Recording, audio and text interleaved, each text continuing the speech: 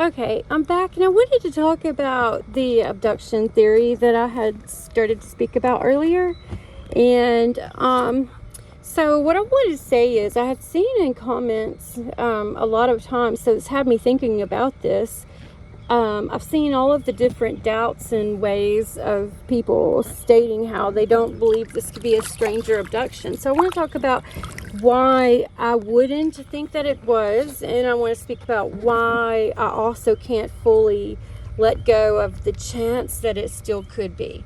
I spoke about earlier how I see this case for Summer Wells being a three-part case. There are three parts to the case, three really large parts that each branch off to its own little branches, but one is the search and search efforts, the search parties involved, two, the investigation, three, the social media and the public involved in following it. So that's kind of a lot. The third part is, I guess, the most active I can be because I can access social media anytime. I can participate fully in it, whereas the ground search we're not allowed to. And the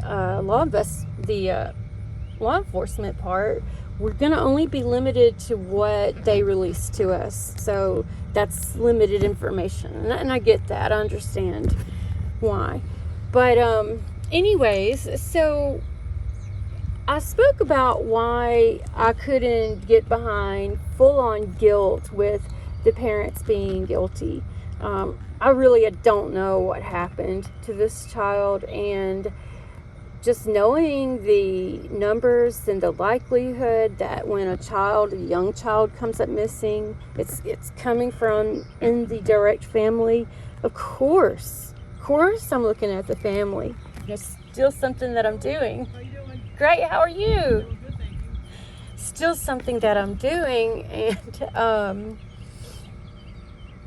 I haven't ruled all of that out. So that's still there. But I think that if I could feel just a little bit more that I could fully look to the parents, or maybe it's part of me feels this way, that okay, if it does lie with the parents or the family or someone very close in, like the grandma, and I don't think it is gonna lie with the grandma. I know that most people are aware that there is a grandma, so that's something that we can speak about. Say if it was something like that, I feel sure that I can let that go, because it's not like that's going to escape the FBI. They're on that. They're not going to let this go and walk away like, well, they said they didn't do it. Guess they didn't. Oh, well. It's not going to go down like that at all. The ground search, all we can do is watch and hope and think. Now, on that, I'm so happy that there were 100 or more teams from around the country that came in to participate in this effort. I can't imagine in this heat and the hills that happens to be located in. Just on camera, it just really doesn't do justice to how extreme that has to be to try to walk through. And not only walking through, but the brush that comes at your face and snags onto your clothing, and then the heat, and then the sun just beating down. Oh my gosh. The treacherous hills, either going up, sideways, or down. Either way, none of it would be easy at all. And probably as soon as you think that you've mastered one little part of the terrain, you're on now something else. It's just relentless. But anyways, the jungle, I don't think the jungle would be any more difficult. It would just be a different kind of a challenge. But anyways, what I can say is that because of the way communications were backed up with the satellites that they brought in to make sure that communications were available for everyone on the ground. And I think that we've seen how they can use the mapping technology now, so they know the exact ground coordinates of each party. And so everywhere that they have walked, all of that data is then input into a system, and then a formula, the algorithm is used that then makes sure that each area is pinpointed and nothing was left behind. And so that's how I can feel like that's covered. We don't really have to sit and guess on that too much. You know, the day 1, day 2, day 3, they talked about how much they had covered. And then you think about a child of 5, how fast on her own, possibly barefoot, even if she had an hour head start, how far could she have continued to have gotten before there would have been some signs of her having been there?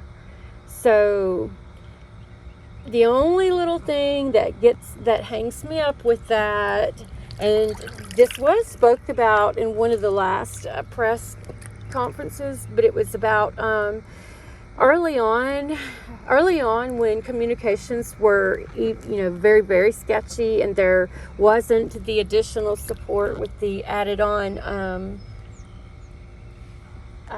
satellites that were brought in from, I think, Verizon and AT&T or Sprint, whoever brought those in and kind of helped to back the extended coverage for the data communications.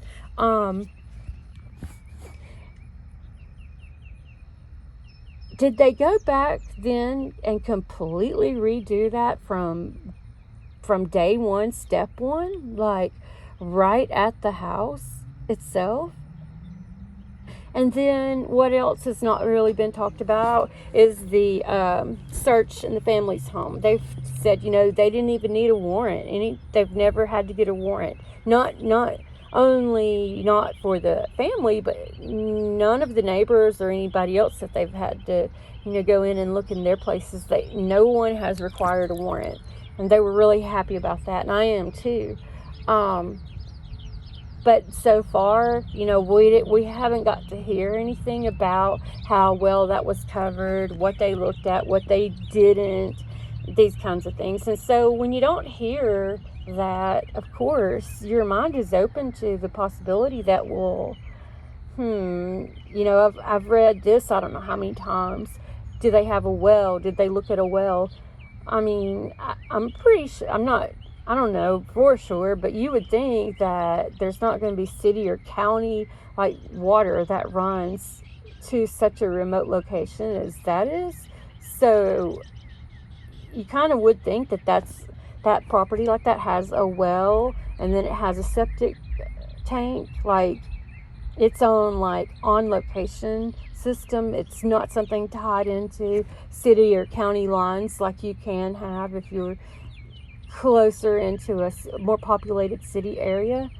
But I mean, even though they haven't got to talk about what they searched and everything,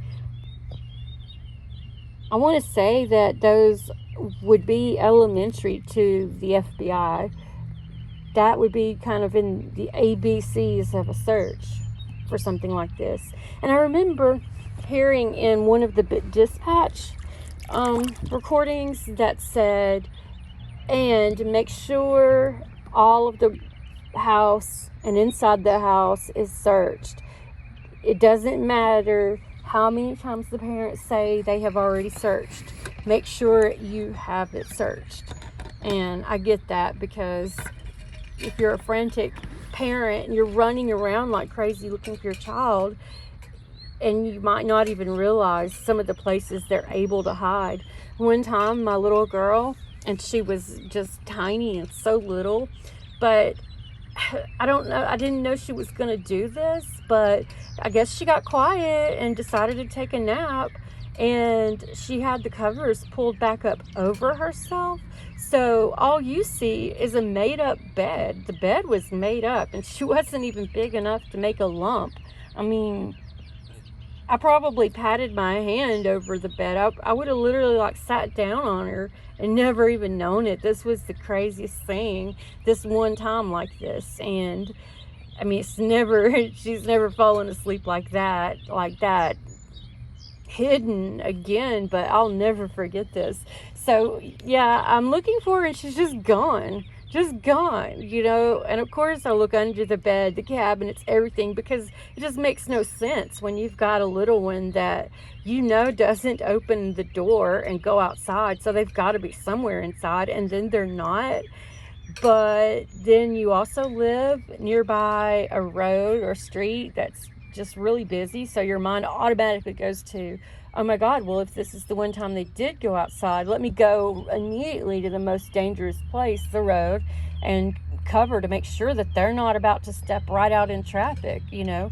So that's what I did, and I think that's why I didn't find her that within the first maybe 5 or 10 minutes. Because once I had made sure I couldn't find her in the house, I ran right outside, and she was nowhere there. Anyways, you know, it took me coming back and starting at square one again, and that's where, you know, I saw that she was just asleep so hard and that's another thing. She didn't hear me, you know, calling for her, making all the commotion and everything. And that just did not make sense because she wasn't coming to me. And so that's why I was convinced right away that, okay, she couldn't be in here. But it was amazing. Like, that's one of those times I really wish I had video footage or something of it, because I just really can't even express to you how much this would look like. There is no child in that bed at all. Not possible. No way, no how. But it was possible, and she was there, she was safe. I freaked out. I mean, it didn't make sense to me, but as far as I could tell, she wasn't in the house. It was the craziest thing and terrifying. So my mind goes back to that. The mom saying, I called out for her, she usually answers, and she didn't come to me. I mean, I picture that. Like, you calling for your child, and even if they ignore you or don't hear you the first few times, they're going to eventually, yeah, Mom. I mean, they just are. I mean, you know your kids and their habits, and she sounds valid. She doesn't sound like that's any of her hiding things. And then the way that they both talk about she would not walk off of this property, I believe that too. Now, part of my mind always says never say never. With my own kids, with everything. That's why when I couldn't find my daughter that time, I went then straight to the most dangerous place, the street, because, you know, in my mind I'm thinking, well, oh God, you know, time is everything. That's what's going through your mind. Like, okay, what's the most dangerous thing? What all can happen? And all these things are going through your mind. So you start hitting the most dangerous things first, trying to rule them out, trying to save your child. I mean, and that sounds funny and that sounds dramatic right in this moment, now that everything's safe and nothing did happen. But everybody has, to some extent or another, lost sight of your child. Like, how many times does it happen in a crowd where you think for a second you lost your child, and just your mind, you know, is anxious, and you're like, you don't see them, and it's because they're right up on you or right behind you. They're right with you. You didn't lose them, but it's enough to give you a feeling for even a half second that it happened, much less how many people, you know, realize what it's like for them to get away from you in a store or something. That's happened to almost all of us, whether it was a store or something, or they were hiding for a second, or you thought you lost them and you didn't. I mean, I think we all can kind of relate to that a little bit. And her story and retelling of all of this sounds really credible. Like with the dad, one comment that he made was stating that when he got home and he himself was sure she wasn't on that property, he knew someone had gotten her. Now, Could he be a really good liar, manipulator? Sure could. Sure could. So maybe that's exactly what's happening. It's some form of gaslighting that's a learned behavior. Maybe.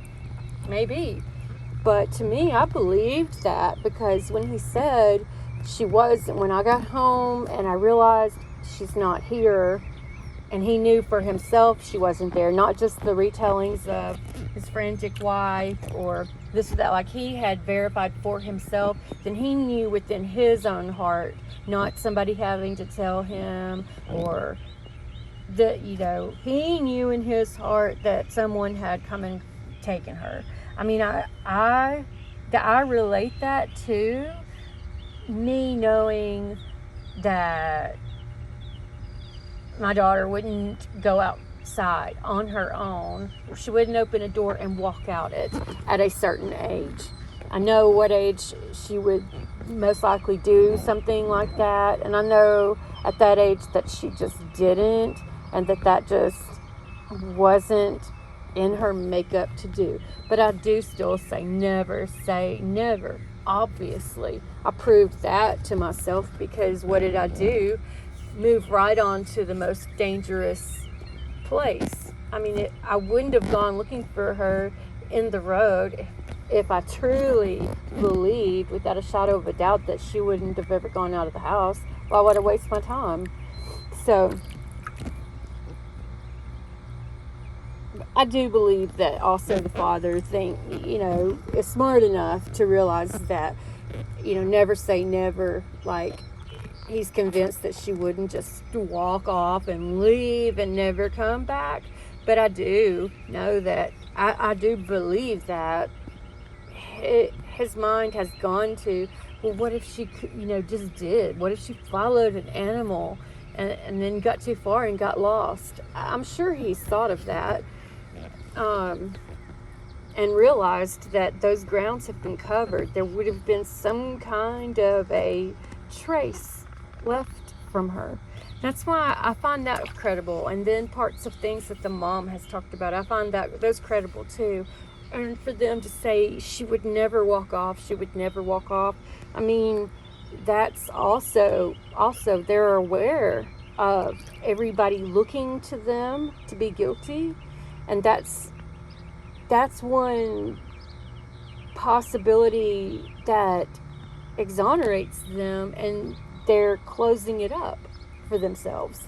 They're not saying, well, maybe this is one of those times she just wandered off. I mean, she really loved the outdoors. They're not doing that. They're, from the beginning saying she never would have done this. And I find credibility in that, because they're not trying to let that be an open for themselves.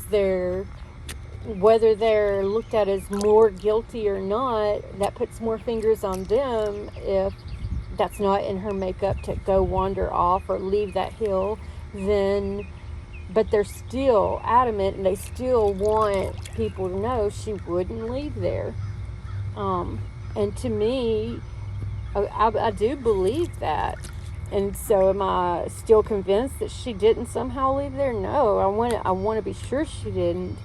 And I can't completely be, but I kind of find it gives some credibility. So is it some, form of gaslighting? It really could be. It could be. I just hope we find out soon. So the theory about abduction, going back to that. So with the NCIC, National Center for Missing and Exploited Children, it's 99.8%, I think. It's super high, the percentage of children that are taken that are from a family, like a non-custodial parent that takes the child. Somebody in the family, but it's not the person that actually has custody.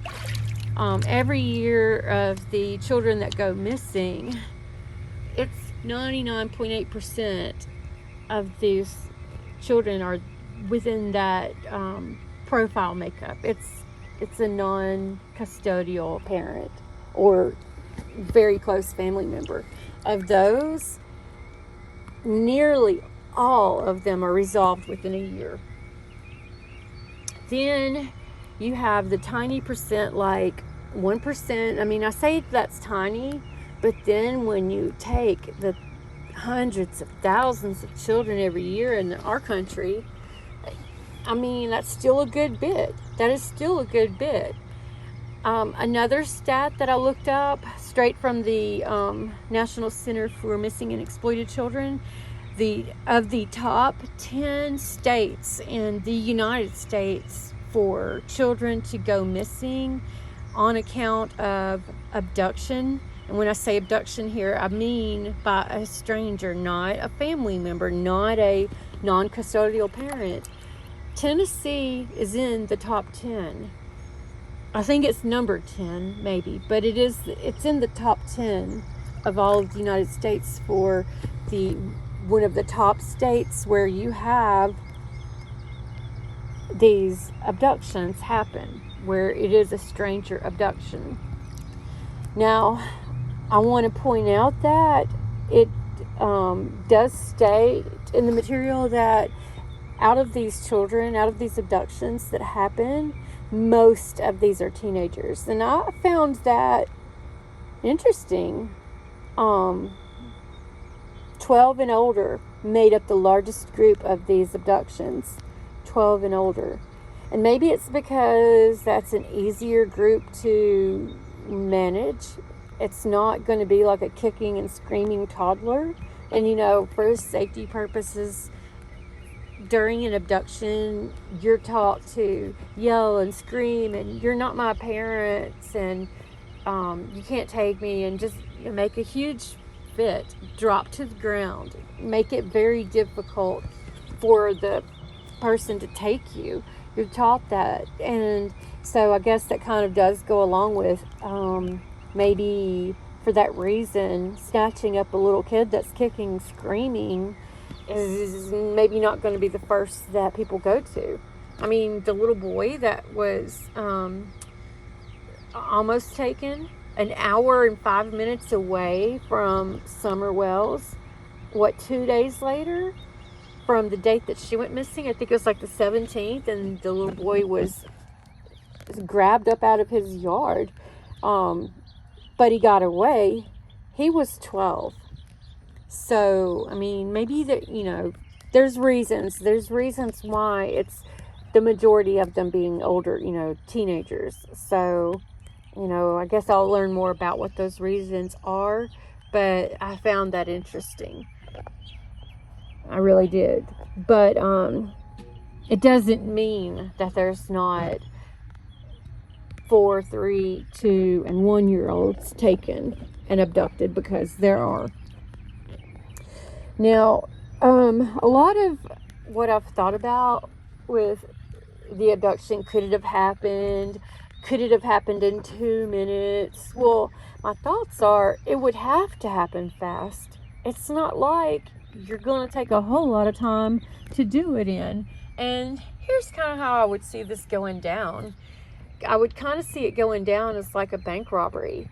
A bank robbery is pulled off with a lot of pre-planning, and you have a lookout sometimes, but you also usually have a getaway driver. So you've got teams of 2 or 3 people that come together to do these bank robberies. That's how I see this going down in an abduction. This is why I can't say no, that just did not happen, because I could see it happening.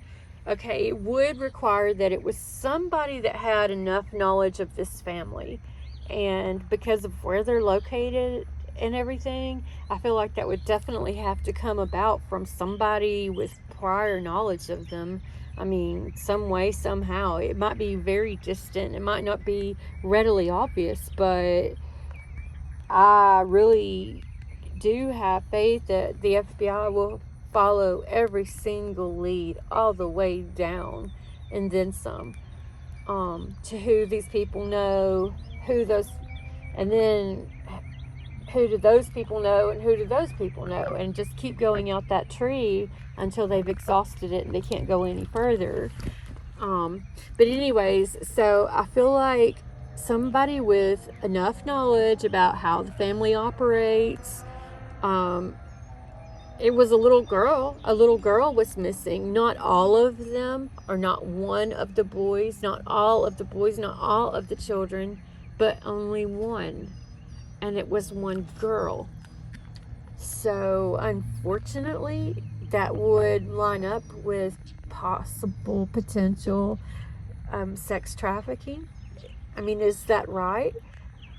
I'm assuming when I say that it's mostly females that are taken for that reason, but I didn't read that for myself. I'm going to be looking at this a little bit more, but it was out of 4 vulnerable children that could have been taken, only one is missing, and that's the female. So it's the female and it's the youngest one. But I have to think about this also. It was pointed out early on in some of the footage with the house and the location that there was a kind of a backdoor access, and that, hey, maybe they just chunked their firewood right there for their wood burning stove or whatever. Really, it was kind of some construction going on, and this back entrance had never been sealed up completely, and maybe that's why it was left open. I don't know, but right there is an entrance. You go inside that, lie in wait until you see that you have an opportunity to grab this child and run with her. You have a lookout that's letting you know the whereabouts of the other family, so you know that you've got time to clear from that back door, that back area, to where the woods begin. That would take 5 seconds. I could run that in 5 seconds. And I mean, I don't feel like I could really run that quickly right now with a 5-year-old. But in this case, knowing what I had to do, and that, say I have my goods, be it a bag full of money and gold or a child I'm making my way with, I could clear that field in 5 seconds until I'm at the woods, where I could then, drop down, reposition, what I have, like put all of my things in a backpack and run with, or whatever. But okay, so if I see there's a lookout, then there's a person parked with a vehicle at the road somewhere. And on Gray Hughes, he looked at this from an aerial view, and he pointed out how it is possible where you could have someone parked in this location on the road, not their driveway. It's not pulling in any parts of their driveway. It's one of the main roads or highways down by their house, and you would make a run through the trail, or there's a clearing kind of that you can see. If you look at it on a map with street view, you see a clearing, and I guess it's for like power lines that run through there probably. But if they did run through that clearing, then would there even be, a footpath left behind where they had run? I'm not sure. I know that there had been a big storm shortly after her, after she came up missing. There was a huge storm, so I wonder too, on those hills, how much is that washing away the undergrowth and everything?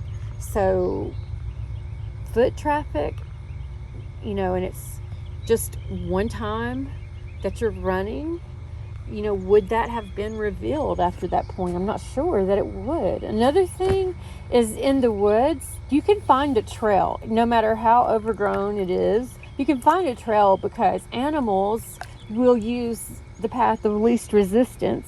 And so typically you've got where bears and deers and things have gone through and walked. And if ever you're in the woods like that, that's kind of how you'll go. You'll meander because you want to go ahead and take the path of least resistance, just like the animals have been doing. And you'll just kind of stay on that trail. So, I mean, they could have used a trail that was there from animals too. So, anyways, here's, why I can't rule out it was an abduction. All right, I've seen, I don't know how many times in the comments about dogs, all the dogs barking. And then last night was the interview that there was a lot of information exchanged from the mother of the young boy that was with Summer and Summer's mom earlier in that day. Her interview was on Unmasked last night, and so there was a lot spoke about there. One thing she said about the dogs was when they asked, well, those dogs, wouldn't they bark? If anybody, excuse me, anybody came onto the property, wouldn't they bark? And she said, yes, they would, because I was responsible for feeding them during the family's vacation, and you could pull literally just onto the driveway, just off of the road, and here they come running. And I believe that. I think we've almost all been at somebody's house that's got a barker, and you know how when they're defensive and they're protective, you know how they are. Until they're satisfied that they don't need to bark, they're going to bark. I mean, they make it their badge of honor to protect their area. That's one trait dogs have. But in her words, once they knew who you were, they were fine. You were fine. Which rang true with exactly what I was thinking. If this was an abduction, this in how I would see it going down is you would have a lookout, you would have a driver that stays with the vehicle, and you would have the person responsible for actually taking her out of the place. They would enter through that back open area at the back of the house. From there they could see when they could take her. They would have communications from the other person looking out, stating, I see the mom, I see the grandma, you can take her, it's safe now.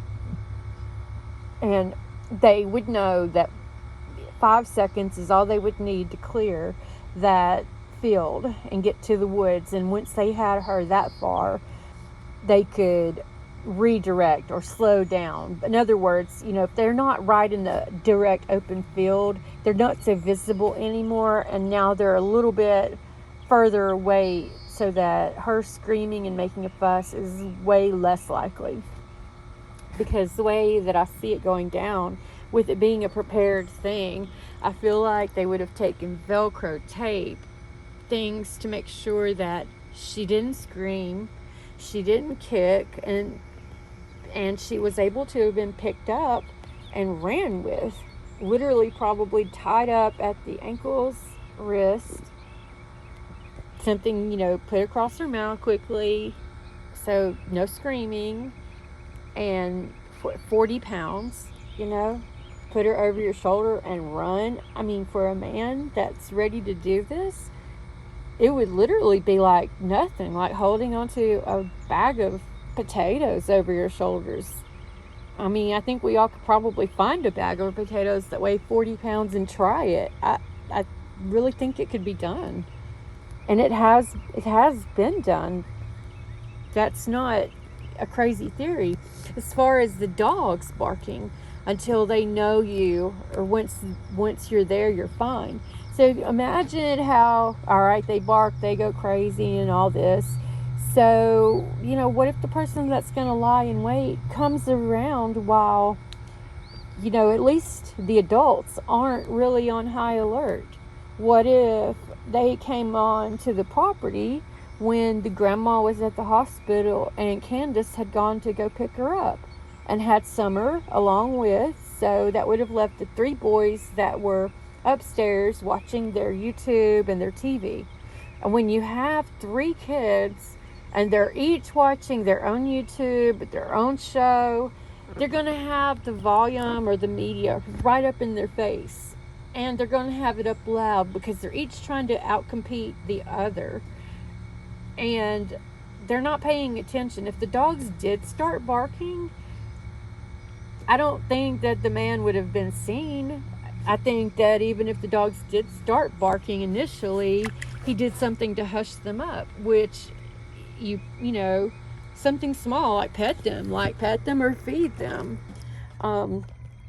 And that made me think, I think it was the movie Shooter, where Mark Wahlberg is going to sneak onto the property of the senator that he has to take out.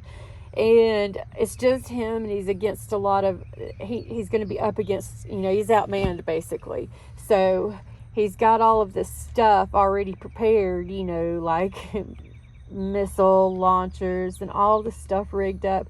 But he comes onto the scene and he's got steak, and I think it might have had like Benadryl or something sprinkled on it, I'm not sure. But you've got like the senator's attack dogs come running up at him, and he tosses the steak, and they're like, okay, thanks, mister. And then they're just kind of chilled out after that. He goes on about his business. He's not bothered by them, again.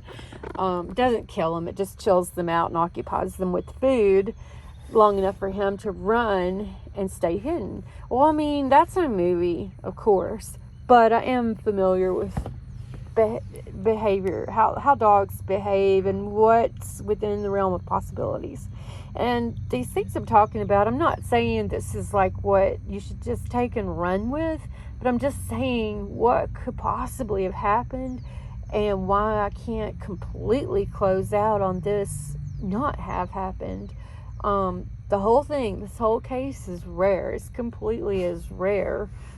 We're 18 days out at this point, and I mean, I don't see the FBI or TBI seriously trying to look at the parents. I mean, they've come out and said that they're cooperating.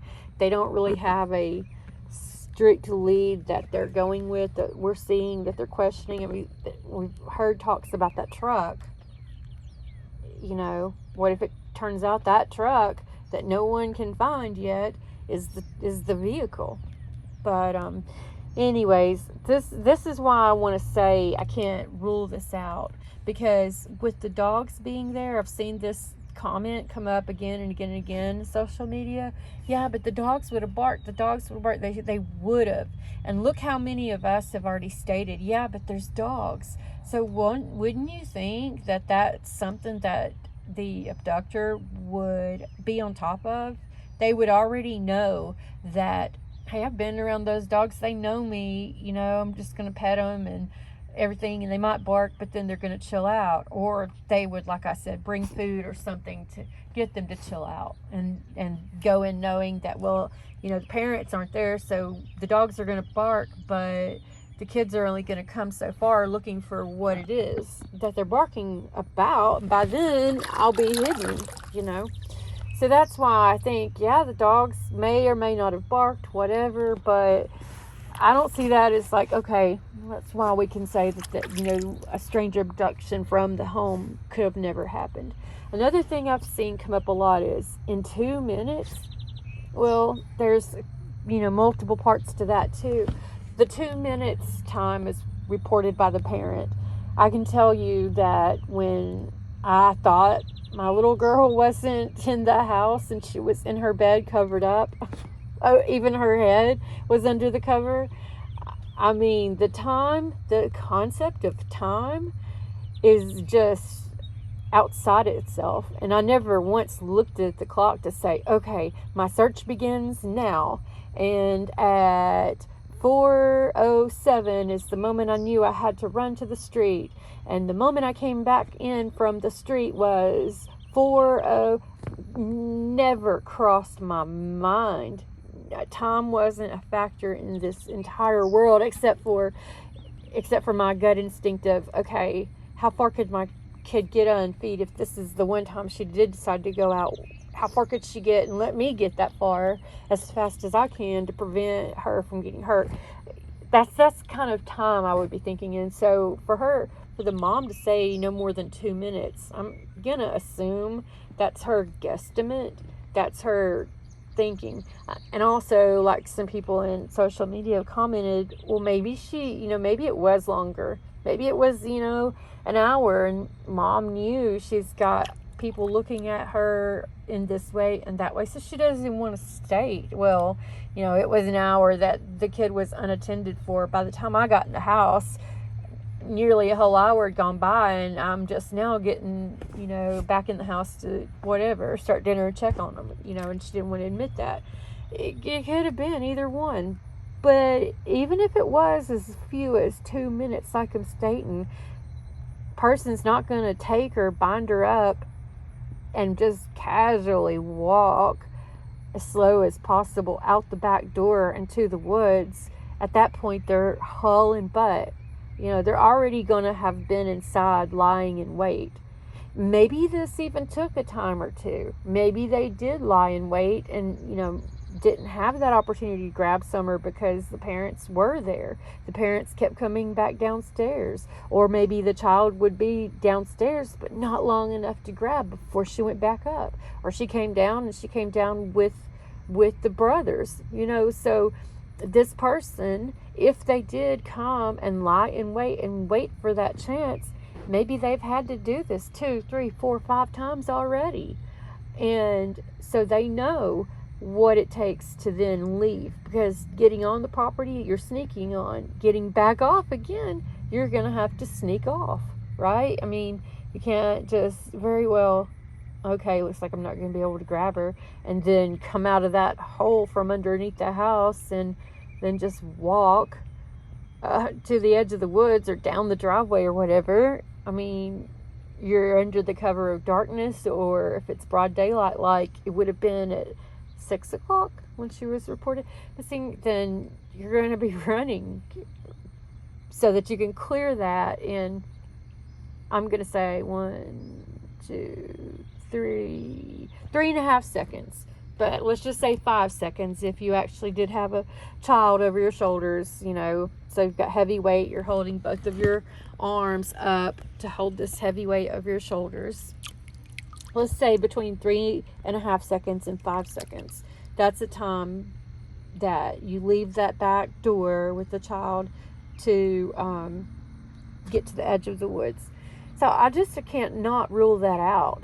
And I figure he could have gotten from the hill down to the getaway vehicle in it, and could have been the edge of town, probably 2 counties over most likely, before any kind of alarm was raised, before 911 was called, anything. And I think that if this played out like that, then like the father said, they went far, far away with her. That's exactly what I think. I don't think they went 1 county over and stopped there for the night.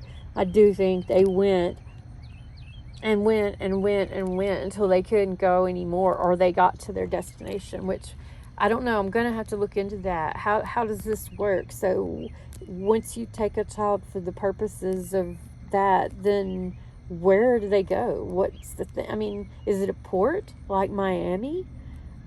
And if so, what are the possibilities? That's what I kind of would want to know. I know that the father, he said Mexico. He stated something about Mexico.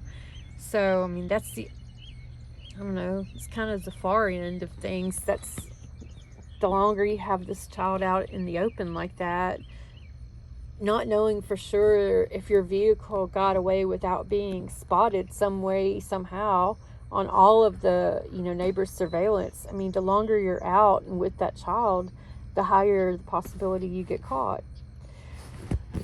I don't know. I mean, I think because of having more people involved to pull something like that off, that's 2 to 3 people at least. So the chances that the FBI tracks them down and somebody breaks is greater. That's a good thing. Because they would have had to have had some kind of tie, no matter how distant and small, they would have had to have some kind of tie to a friend of a friend of a friend of the family. So I feel like eventually that's going to get tracked down too. But I mean, I can't completely rule it out. I would like to, because I don't want to keep sitting and wondering about the same things being a possibility over and over and over. And, and it be useless, I guess. So, anyways, if you have any reasons that with the theory that I spoke about, if you have reasons that you find where that just could not have gone down that way, add that so I can kind of look at that, and point out, the things I haven't considered about that. Because if if it was with the family I'm going to have to go with, then that is being covered. That's going to be uncovered. The FBI is going to bring that out, I really believe. I just don't find that the parents, the family, somebody close in enough could have had an accident or even had something planned and pulled it off seamlessly with no ties to anything, and the FBI never find out. I just don't see that kind of mastermind here. So I feel like I can let that part of what may have happened, let that be. I can kind of, put that away. But as far as with the abduction, I feel like I can't because, because that is so rare, that is so out there, that is so, I guess, like the chances of that happening being so small and so rare, I think that does bother me because I am afraid that wouldn't get the attention, or it wouldn't have the specialties to catch up with the people. Like, I just don't want anybody to get away with her, and I don't know. I really don't know. But anyway, so anything that you have that you think could support that theory or disprove that, make mention of that. So anyways, maybe I can put this theory to rest and start looking at something else, something different. But what are you guys doing for the 4th? Absolutely nothing going on here. I'm gonna probably see fireworks. They'll start at about dark and go till 2 in the morning maybe. And I think I'm gonna go swimming. I think I'm gonna eat, take a break, go swimming, and hopefully the pool's not crowded because it kind of clears out when it starts to get dark. And I'll see if there's any more information, any more updates on the case, and then I'll try to make a video again and maybe kind of see where things are going. I've just not been able to put this case down. I say the case, but I mean, it's the little girl. I can't get my mind off of her. And where is she? What's happened? Will she come back? Will she be safe? It's just too much.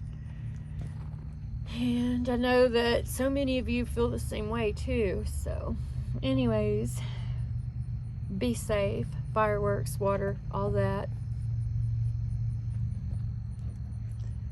But enjoy yourself, and I hope you're having a great 4th of July weekend, and we'll talk back soon. Thanks.